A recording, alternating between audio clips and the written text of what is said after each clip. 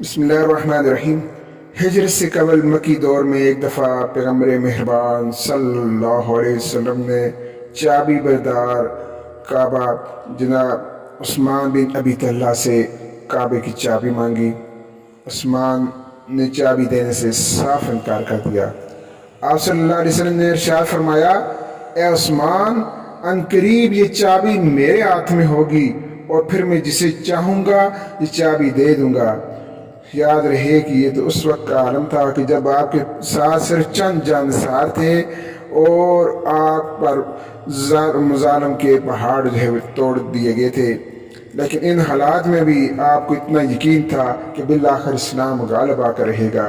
چنانچہ آپ کی بات اور آپ کی زبان مبارک سے نکلے ہوئے الفاظ ہر بار پورے ہوئے۔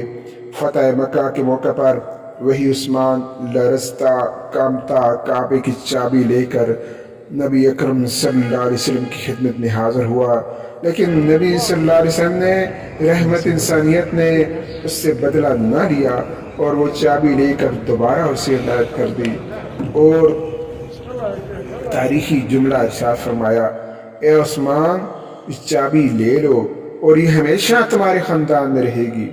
اس پر وہ صدق کے دل سے مسلمان ہو گئے اور آج بھی یہ چابی ان کے خاندان میں ہے اور روز قیامت تک ان کے خاندان میں ہی رہے گی۔ صلو علیہ وآلہ۔